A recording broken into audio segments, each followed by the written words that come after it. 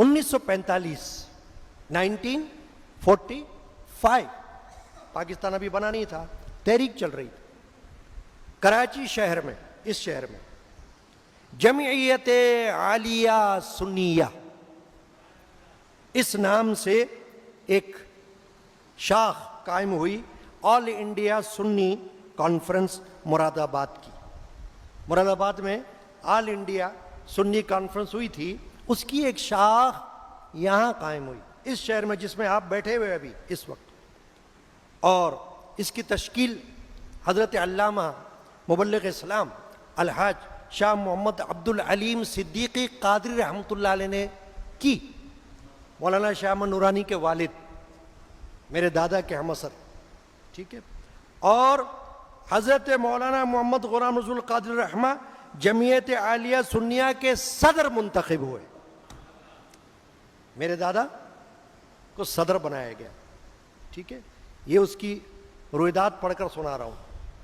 چھپا ہوا ہے موجود۔ اور شہر کراچی کے اکابر علماء و مشائخ حضرات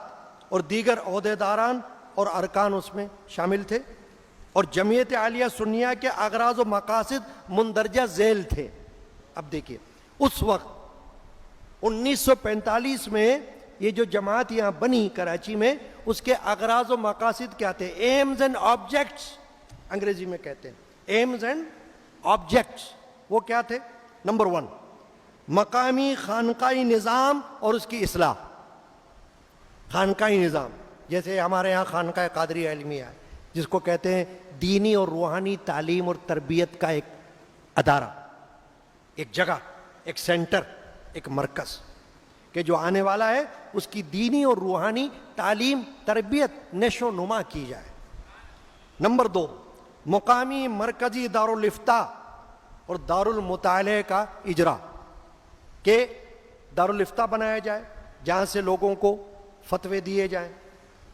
وہ کچھ سوالات پوچھیں تو ان کے جوابات دیے جائیں، جہاں آ کر وہ دینی اسلام کے بارے میں معلومات حاصل کرنا چاہیں۔ نمبر 3 دارالتصنیف کا قیام، کتابیں لکھی جائیں، کتابیں چھاپی جائیں تاکہ لوگ پڑھیں، نوجوان نسل پڑھے۔ اب دیکھیں ہمارے یہاں سے ہمارے خاندان میں میرے والد، میرے دادا، میرے تایا اور خود مجھ گناہگار کے وقت میں کتابیں چھپی ہوئی موجود ہیں، باہر بک اسٹال موجود ہے، اس میں صرف وہ کتابیں ہیں جو ہمارے خاندان کے بزرگوں نے لکھی۔ میرے والد ماجد کے نانا صوفی صاحب عبد الغنی رحمۃ اللہ علیہ، اس طریقے سے کتابوں کا اجرا۔ نمبر 4 باہمی اتحاد و تنظیم اور سنی عقائد کی نشر و اشاعت، کیونکہ نام کیا تھا اس جماعت کا؟ جمعیت عالیہ سنیہ، سنی افراد کی ایک جماعت، اہل سنت، عوام اہل سنت۔ تو میرے دادا جد امجد نے اس میں کردار ادا فرمایا، ان کی صدارت میں